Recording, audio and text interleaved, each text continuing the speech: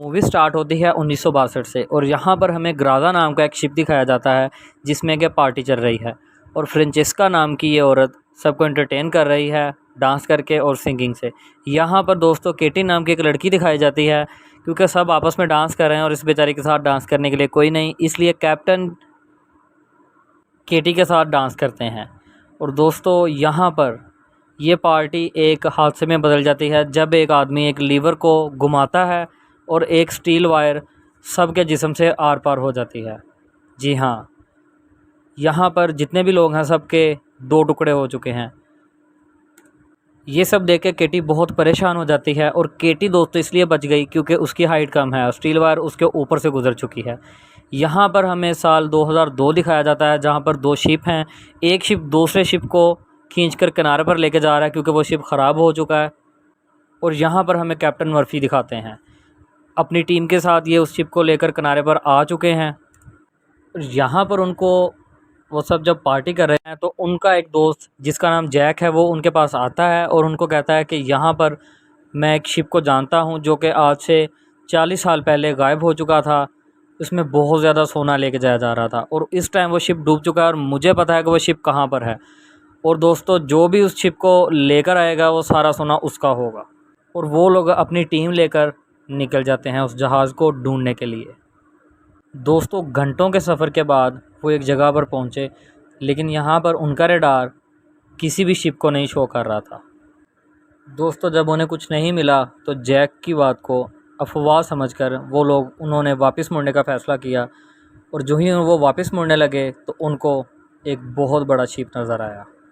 थोड़ी देर बाद उनकी बोट उस जहाज़ से टकरा गई, लेकिन नुकसान कुछ भी नहीं हुआ, बस उन लोगों को थोड़ी सी चोटें आईं। उसके बाद फिर फ़ैसला किया गया कि 2 लोग बोट पर रुकेंगे और बाकी लोग शिप में जाएंगे। लेकिन यहाँ पर शिप में बहुत अजीब किस्म की आवाज़ें आ रही थी, जिस तरह के ये एक हॉन्टेड शिप होता है।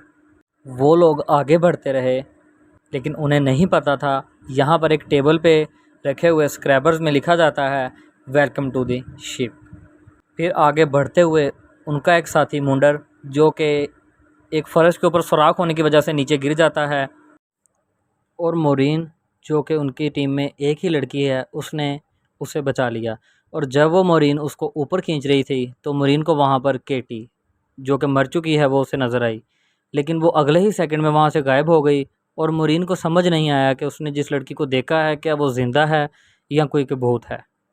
लेकिन मोरीन ने किसी को कुछ नहीं बताया। फिर थोड़ी देर बाद उनको जहाज़ में एक डिजिटल घड़ी मिली, जो कि सोचने वाली बात है कि 1962 में तो इस तरह की घड़ियाँ नहीं होती थी। इससे उनको अंदाज़ा हुआ कि उनसे पहले कोई और भी यहाँ पे आ चुका है। फिर उन्होंने सारी इन्वेस्टिगेशन अगले दिन करने का फ़ैसला किया क्योंकि वो सब कुछ बहुत थक चुके थे। के टाइम जब मोरीन अकेली और गुमसुम सी बैठी थी तो जैक उसके पास आया और कहता कि मंडर को जब गिरने से तुमने बचाया उसके बाद तुम मुझे काफ़ी टेंशन में नज़र आ रही हो। मोरीन ने जब उसको जैक को पूरी बात बताई तो जैक कुछ सेकंड के लिए चुप हो गया, जैसे कि उसके चेहरे का रंग ही उड़ गया। लेकिन उसने मोरीन से कहा कि तुम अपनी नींद पूरी करो, टेंशन वाली कोई बात नहीं है क्योंकि तुम बहुत ज़्यादा थक गई हो। अगले दिन वो सब बैठकर आगे का प्लान कर रहे थे। फिर उनको पता चला कि जहाज़ आहिस्ता-आहिस्ता से डूब रहा है कि उसके उसके अंदर बहुत ज़्यादा टूट-फूट हो चुकी है। फिर अगले दिन उन्होंने जहाज़ को एक किनारे पर ले जाने का प्लान किया।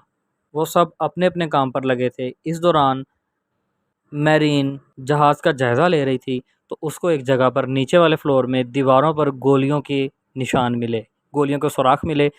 फिर मैरीन जब ऊपर चढ़ते हुए नीचे गिरी तो उसको वहाँ पर केटी नज़र आई। उसके सर से खून निकलने लग गया। जब उसने दोबारा ऊपर देखा तो वहाँ पर जैक खड़ा था।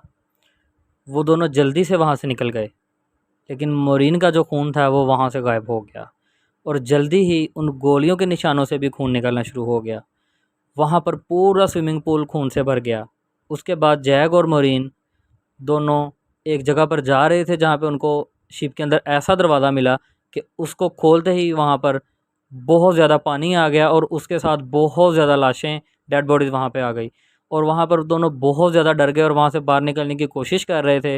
जिस दरवाज़े से वो लोग आए थे वो दरवाज़ा बंद हो चुका था। अब जहाज़ के और अंदर जाने के अलावा उनके पास कोई रास्ता नहीं है। दूसरी तरफ कैप्टन मगफ़ी जहाज़ के कप्तान के कमरे में बैठा था जहाँ पर उसको शराब की बोतल मिली, लेकिन उसने जब वो शराब पीने लगा तो शीशे में उसको जहाज़ का असली कप्तान मिला। वो वहाँ से डर कर भाग गया। एक साइड पे ग्रियर अपना काम कर रहा था, यहाँ पर उसको गाने की आवाज़ सुनी और ये आवाज़ फ्रेंचिस्का थी। और यहाँ पर वही वक़्त हमें दिखाया गया जो 1962 में था।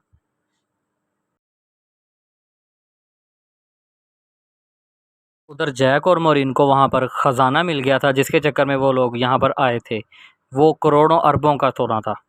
यहाँ पर बोट का मैकेनिक सैंटोस बोट को साफ़ कर रहा था, उसको रिपेयर कर रहा था। यहाँ पर उसके पीछे सिलेंडर का ढक्कन अपने आप खुल रहा था जिसकी वजह से ज़ोरदार धमाका हुआ।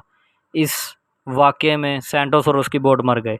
यहाँ पर सब बहुत ज़्यादा दुखी बैठे थे सैंटोस की मौत की वजह से, और वो सब अब यहाँ पर इसी जहाज़ में फंस चुके थे और उनको पता था कि ये जहाज़ हॉन्टेड है। यहाँ पर केटी बार-बार नज़र आ रही थी मैरीन को, और ऐसा लग रहा था कि मैरीन केटी के बारे में यहाँ पर इन्फॉर्मेशन ले रही थी। उसने एक कमरे का दरवाज़ा खोला और यहाँ पर उसको एक बॉडी नज़र आई जिसकी हालत बहुत ज़्यादा ख़राब थी। फिर उसको वहाँ पे लड़की नज़र आई, उसके गले से उसने लॉकेट निकाला तो केटी की जौन सी रूह है वो कमरे में आ गई और उसने अपना लॉकेट वापस मांगा। मोरिन ने लॉकेट उसके हाथ में देने की कोशिश की, लेकिन वो लॉकेट उसके हाथ से आर पार जा रहा था जिससे साफ पता चल रहा था कि ये एक सॉल है, रियल नहीं है। यहाँ पर दो लोग बैठे, यहाँ पर इनको अचानक से ताज़ा खाना मिला, इनको बड़ी भूख लगी थी और इन्होंने वो खाना खाना शुरू कर दिया। और ये लोग बड़े हैरान थे कि यहाँ पर ताज़ा खाना कैसे है, लेकिन जल्दी ही यहाँ पर उनको स्मेल आनी शुरू हो गई और वो खाना जब उन्होंने देखा तो वो खाना कीड़ों में बदल चुका था। दूसरी तरफ यहाँ पर ये बंदा एक कमरे में फिर रहा है। यहाँ पर अचानक से ये हॉल इस तरह का हो गया जैसे 1962 में था और यहाँ पर पार्टी चल रही थी, और ये फ्रेंचिस्का इसके सामने आई और उसने किस करना शुरू कर दिया यहाँ पर, और कपड़े उतारते हुए अपने कमरे की तरफ ले गई। यहाँ पर ये बंदा भी उसके पीछे चला गया और जैसे ही वो फ्रेंचिस्का के करीब आया और फ्रेंचिस्का का चेहरा देखकर वो वहाँ से बहुत ऊंचा उड़कर नीचे गिर गया। कैप्टन मर्फी फिर से जहाज़ के कप्तान के कमरे में बैठे थे और अचानक से वहाँ पे शराब की बोतल अपने आप हिलने लगी। जब उसने ध्यान से देखा तो जहाज़ का पुराना कैप्टन उसके सामने बैठा था। उसने मर्फी के गिलास में शराब डाली और उसे कहा कि मैं तुम्हें नुकसान पहुँचाने नहीं, बात करने आया हूँ। उसने बताया कि 40 साल पहले हमें एक जहाज़ मिला था जिसका नाम था ग्राज़ा। उसके 2 दिन बाद हमारा जहाज़ जिसका नाम है ग्राज़ा वो भी गायब हो गया। उसमें मर्फी को एक तस्वीर दिखाई जिसे देखकर वो हैरान हो गया। इस दौरान केटी और मैरीन भी बातें कर रहे थे। केटी ने बताया कि जितने लोग भी मरे थे सबकी सोल जहाज़ में ही कैद है और एक ताकतवर शैतानी ताकत है जिसने उन्हें जहाज़ से बांध कर रखा है, और उन्हें आज़ादी तब मिलेगी जब ये जहाज़ तबाह हो जाएगा। इससे पहले कि वो मोरीन को उस शैतानी ताकत के बारे में बताती, वहाँ पे उसके कमरे की दीवारें बदलने लगी। इधर कैप्टन मर्फी को जहाज़ के खो जाने की असल सच्चाई पता चल चुकी थी और वो जल्दी से जल्दी अपने साथियों को लेकर यहाँ से निकल जाना चाहता था, लेकिन रास्ते में उसको सैंटोस का भूत दिखाई दिया जिसका आधा चेहरा झुलस गया था। वहाँ पर उस शैतानी ताकत का इतना ज़्यादा असर था कि उसने मर्फी पर भी असर कर दिया। जैक ने मोरीन को बचाने के लिए उसके सर पर एक सिलेंडर दे मारा जिसकी वजह से वो बेहोश हो गया। उसे एक टंकी में बंद करके वो लोग वहाँ से निकल गए। उन लोगों को कोई लालच नहीं था, लेकिन वो जल्दी से जल्दी उस जहाज़ से निकलना चाहते थे। मोरीन ग्रेयर को ढूंढने के लिए गई क्योंकि वो काफ़ी देर से उन्हें नज़र नहीं आया था, लेकिन उसे सामने केटी नज़र आई। केटी ने उसे ग्रेग की लाश दिखाई। इस बार केटी ने मोरीन को पूरी सच्चाई दिखाने की कोशिश की। केटी ने जैसे ही मोरीन के जिस्म पर हाथ लगाया पूरी तरह से वो 1962 में पहुंच गए। यहाँ पर जहाज़ के को कैप्टन ने सारे ही स्टाफ को मना लिया था कि वो सबको मार देंगे और यहाँ पर जितना भी करोड़ों का सोना है उस सब को वो लोग हड़प लेंगे, और इन्होंने यहाँ पर खाने में जहर मिला दिया और ये लोहे की तारों का जाल बिछाया। इसकी वजह से सब लोग मर गए। बाकी बचे पैसेंजर को उन्होंने गोलियां मार दी और केटी को ले जाकर फांसी दे दी। उसके बाद सभी लोग खजाने वाले कमरे में चले गए और जो कुछ भी मिला वो ले लिया, और को कैप्टन ने फ्रांसिस्का के साथ मिलकर उन सब को मार दिया। में फ्रांसिस्का ने को कैप्टन को भी मार दिया। लास्ट में पता चला कि फ्रांचिस्का किसी और से प्यार करती थी। यही वो आदमी है जिसने वो सारा खेल रचा है। सबको मारने के बाद इन दोनों ने केस की और यहाँ पर उस आदमी ने फ्रांचिस्का को भी मार दिया। फिर पता चला कि वो आदमी कोई और नहीं बल्कि जैक है। मोरीन अब सब कुछ जानती थी। जैक ही उनको जहाज़ के बारे में बताकर वहाँ पर लेके आया था और बार बार केटी के भूत को उसने मेरीन का वहम बताकर उसको सच्चाई से दूर रखा। फिर वो भागकर मख्फी के पास गई तो उसकी भी डूबकर मौत हो चुकी थी। वो सबको जैक की सच्चाई बताने के लिए सबके पास जा रही थी, लेकिन मरीन को कोई भी नहीं मिल रहा था। अब सिर्फ 2 लोग ही बचे थे, मेरीन और उसका एक साथी डॉज।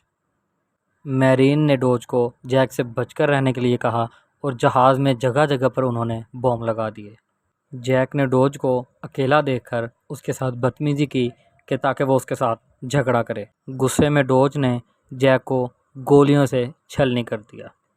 फिर वो भागता हुआ मोरीन के पास पहुंचा। डॉज ने मेरीन से कहा कि उसने जैक को मार दिया है और वो लोग इस सोने का इस्तेमाल करके एक अच्छी ज़िंदगी गुजार सकते हैं। लेकिन मेरीन ये समझ चुकी थी कि ये डॉज नहीं, ये जैक है। फिर जैक ने मोरीन से कहा कि मैं तुम्हारी ज़िंदगी बख्श दूंगा, उसके बदले में तुम्हें मेरी बात माननी पड़ेगी। फिर मेरीन देखती रही। इसके बाद मोरीन ने बटन प्रेस करके सारे बॉम्ब ब्लास्ट कर दिए और ख़ुद पानी में कूद गई। जहाज़ तो तबाह हो गया था, लेकिन मेरीन को बाहर निकलने की जगह नहीं मिल रही थी। वो पानी में डूबने लगी थी, लेकिन उसको फिर केटी ने आकर वहाँ से बचा लिया। और यहाँ पर दिखाया जाता है कि जहाज़ में जितनी भी सोल्स थी वो सब अब आज़ाद हो चुकी हैं। अगले दिन एक क्रूज़ शिप ने मेरीन को एक बॉक्स पर तैरते हुए देखा और उन्होंने उसकी जान बचाई। जब उसे हॉस्पिटल ले जाया जा रहा था तो वो देख रही थी कि उस खजाने को किसी और शिप में लोड किया जा रहा है। फिर उसे जैक नज़र आया और इसका मतलब है कि यह कहानी, ये जुल्म इसी तरह से चलता रहेगा। सो फाइनली दोस्तों, आपको कैसी लगी ये स्टोरी? इसी तरह की और मूवीज़ देखने के लिए हमारे चैनल को सब्सक्राइब कीजिए। Thanks for watching.